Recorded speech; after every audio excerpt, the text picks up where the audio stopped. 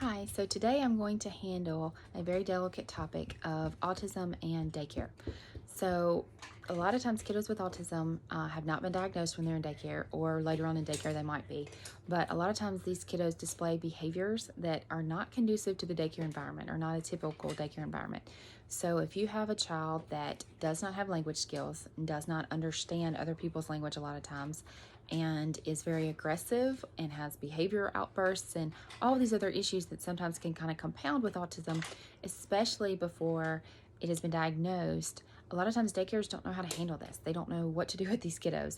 And whereas in school, if these behaviors are occurring, we're going to have them assessed. We're going to have a behavior plan created, and we're going to know when this happens, this is what we need to do.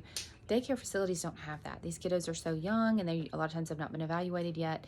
And even after they have been evaluated, a lot of times it takes extra training and extra preparation and planning and extra manpower, if you will, to handle some of these situations and delicate struggles and challenges and behaviors. So I'm definitely not, criticizing daycare by any means. I'm just expressing the complexity of the situation for a child with autism in a daycare setting.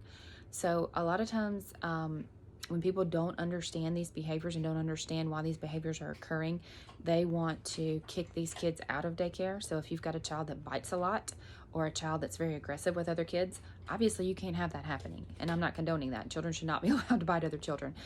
But if those behaviors are occurring, there may be a reason why. If the child cannot communicate, and that's the only way that they know to get everybody's attention and say, if I bite this person, everybody's eyes are on me now.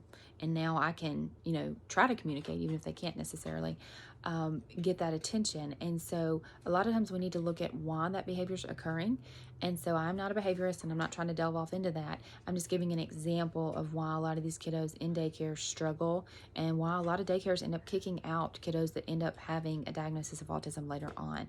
So I'm a big advocate for training, and a lot of daycare facilities now are seeking out autism training. They're realizing that this is an issue. And so I would just encourage you as a parent to be open with your daycare. If they're seeing behaviors that are concerning them, and you as a parent are seeing behaviors that are concerning to you, by all means talk it out and try to work out a plan on how to handle these, and get some support. Find a behaviorist to kind of help you work through a plan, and they can do that. A behavior interventionist or behavior analyst can go into a daycare setting and help plan what to do when this happens and how to address these issues. And then of course they can work on it in therapy settings. But ultimately we do not want these kiddos to just be kicked out of daycare over and over and over and over again because no one knows how to handle these behaviors. So my big thing on that is training and education are the two biggest tiers to kind of help the challenges that parents face with daycare. I know so many parents that have had to quit their jobs and stay home with their child because daycares kept kicking them out, and the combination of that with needing to get their child in therapy, and there was no other way to do it.